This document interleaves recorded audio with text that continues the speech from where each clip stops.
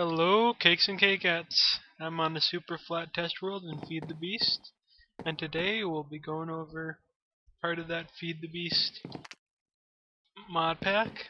It's called Mystcraft. We're not going to go over the advanced stuff today, that'll be for the next time.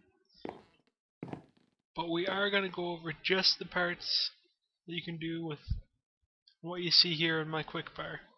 Leather, paper, feathers, a little wood, and just one ink sac. That's all it takes to really get into this mod and get as much or more out of it you would with mods requiring lots of metal and diamonds and gears and wires and all that crazy jazz. Alright, the very first and most important thing is we're going to need to put together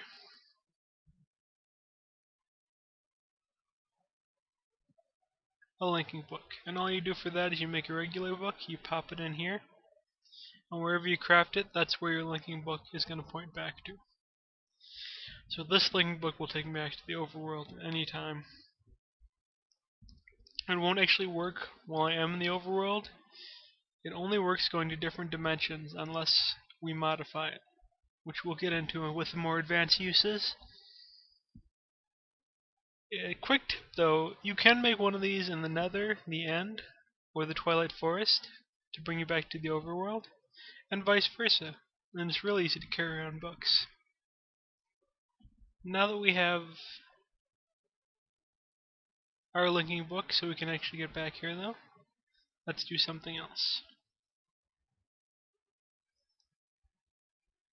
We could make another linking book, but first let's make a descriptive book.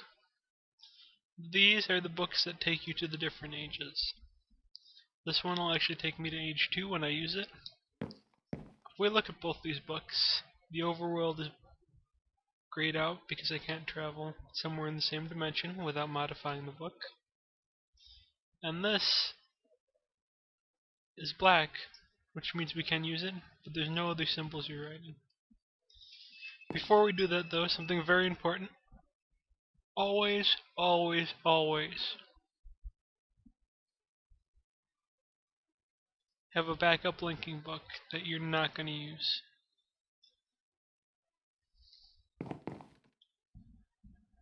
Right, and now that we've done that, hello kitty. My cat wants to say hi. We're going to actually use this and travel to a different dimension. It's as simple as killing a couple cows, a couple chickens, and harvesting some reeds to make the paper. This really is one of the less resource intensive mods out there.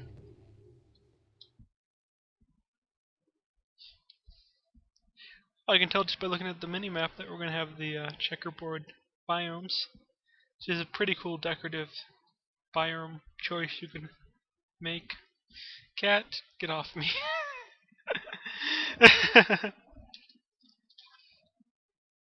We haven't actually seen yet is Instability. Oh, there it is. When you create a book like that, just crafting it without any special direction, it will create instability in the world. This time it's giving us weakness when we're here. That'll actually hit anything in the world that's exposed to the sky. So if we were to say hop under this tree canopy here, have a look, as soon as this goes away it's going to stay away because we're under cover. You'll notice too that that book disappeared. I'm going to actually use this linking book we made and I'll show you what happened to it. Whenever you use books, they fall on the floor, which is not where you want your books. If they're laying on the floor long enough, eventually they'll disappear, especially if they're rained on or they get wet. Kind of like books in the real world. Pick it up, you just need to shift right click it. And there's actually a couple ways you can keep them safe. My personal favorite is to make a book stand like this. Pop the book on. Now, just in case it rains, you are going to want a cover over top as well.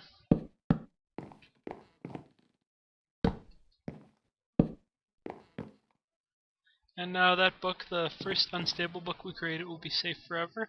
If we want to take it off, we can just shift right click again, and it'll pop into our inventory.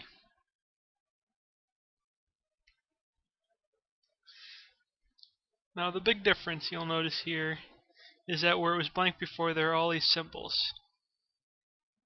Ice Plains, Extreme Jungle, Eternal Dusk, and Standard Terrain. And these are the symbols that make up the world. And now that we have a book with them in it, what we want to do is create a writing desk,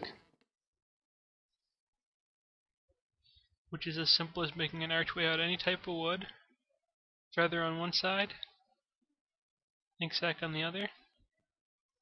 We got our very own writing desk. Let's just plunk that down. A writing desk is useful without something to write in. So what we need to do is just fill up the entire crafting grid here with sheets of paper. And that'll make a notebook. What we do is we go to our writing desk, pop in our notebook, and you'll see since I'm in creative mode, it starts out with all the symbols available. In survival, this will be blank. And what you do to get symbols in is you pop your randomly generated worlds in here, and it transcribes the symbols over. You have to do a lot of random traveling before you get all the symbols, but it's really worth it. Before we wrap it up, let's actually make a world. Now I'll show you the basics of how to make a stable world, which is what you can do. Just this simple stuff. Now you notice there's nothing happens when we click anything. We need another descriptive book in there. We also want to make another linking book while we're here, because it's always important to have a backup. Technically I already have a backup, but you really don't want to get stuck in another dimension without a way to return, so I'm just always going to emphasize that.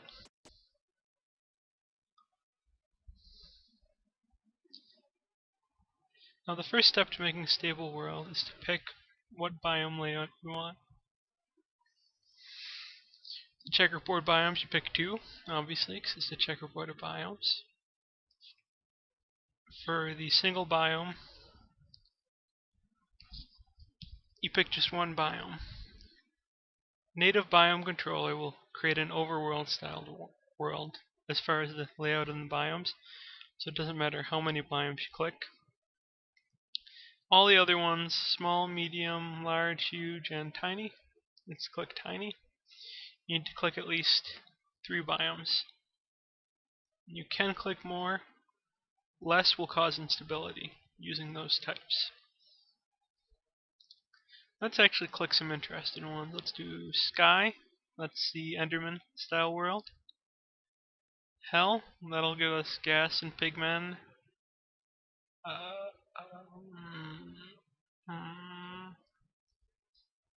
Oh, and Mushroom Island. Those will be our 3. And they'll be all butted up on each other set to tiny.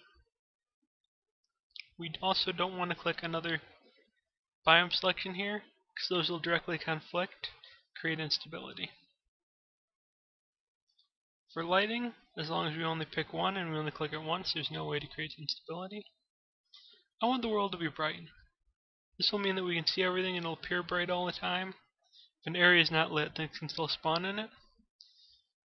But at least we'll be able to see them.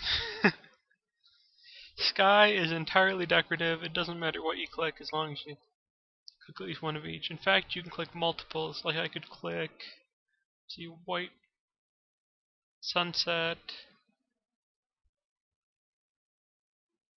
white fog, white clouds. Let's toss in, oh, chromatic. Do chromatic fog, chromatic sky, and black sky. I think that'll look cool. And that'll be a mix of all those, and that can never create instability as long as you got something there.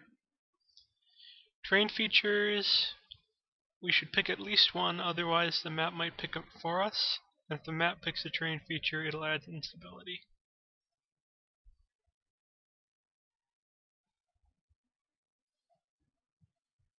A lot of these do different things. Let me actually pick a couple of the ones that are unique to this. If you add too many, you can get instability, but as long as we only do one or two, it should be fine. Now, if we were wanting to do this as a world to harvest wood, we'd do huge trees and wooden tendrils for sure. But we're wanting to show off unique features. So let's go with crystals, since you can only find those using this mod. And they're an important part of the mod, and something we're going to use in our more advanced lesson.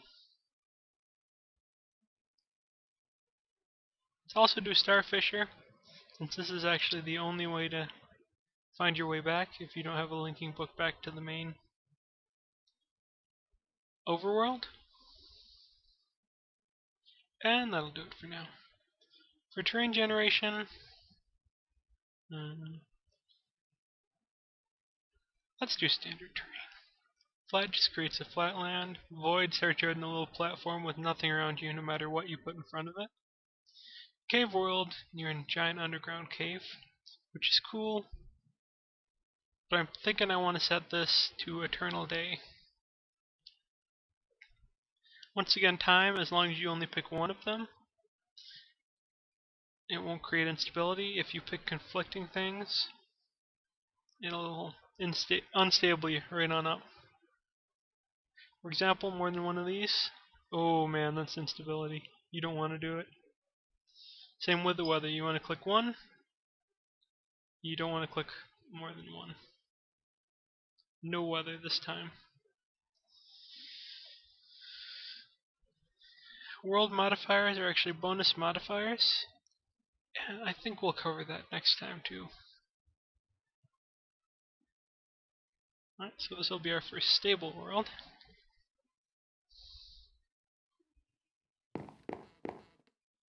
I'm not sure it'll be the most pleasant place, seeing as part of it's hellish and part of it's the end, but see how we do here. Oh, I know I'm in creative, so it doesn't matter that much, but it is kind of really important to always have a linking book on your bar when you have them. Really saves your bacon if you start to fall in the void or something silly like that.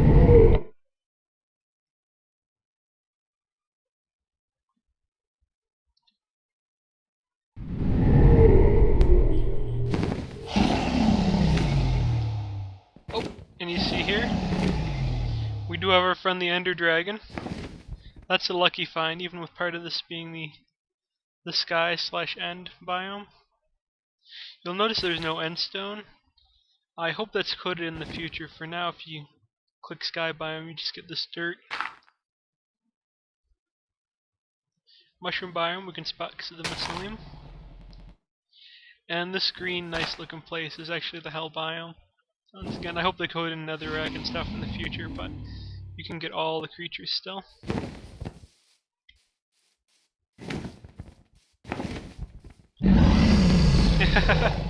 Hey, buddy. That's another nice tip about this. You can technically get unlimited Ender Dragon eggs by using the Mystcraft mod and the sky biome.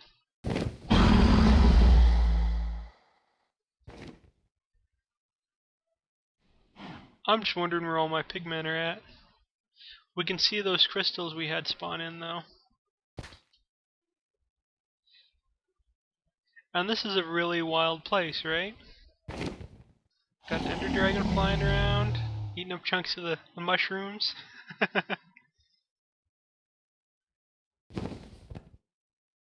We should have pigmen around here somewhere, even though they're being very shy today.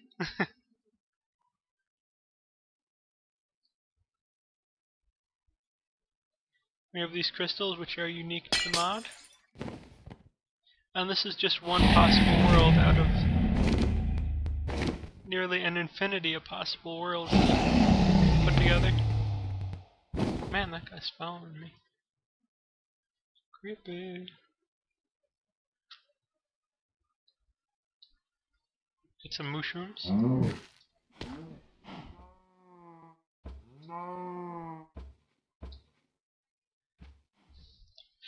Another tip I'm going to give while we're just poking around this weird looking place is that the second you get the mushroom biome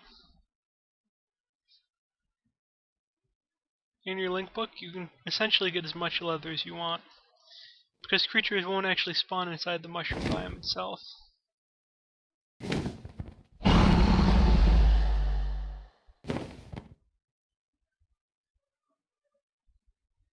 I'm actually wondering if having mushroom biome here is affecting the hell biome spawning.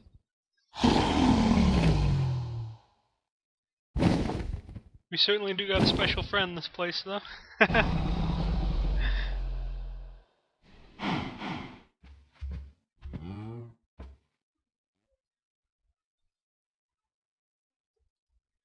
Right. Well, instead of gazing around in wonderment in this place, I guess we probably should be getting back.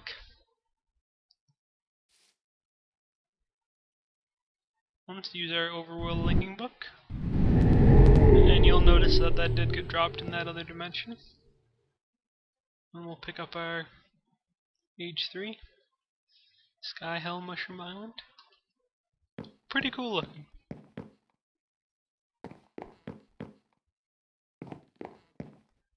And we'll actually save that one too.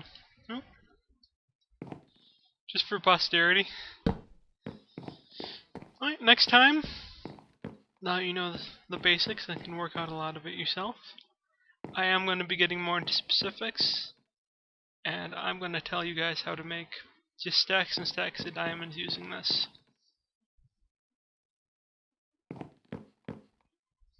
Till then, this is Cake, signing off, and I hope you all have a great evening, or morning, or night, whatever. Bye.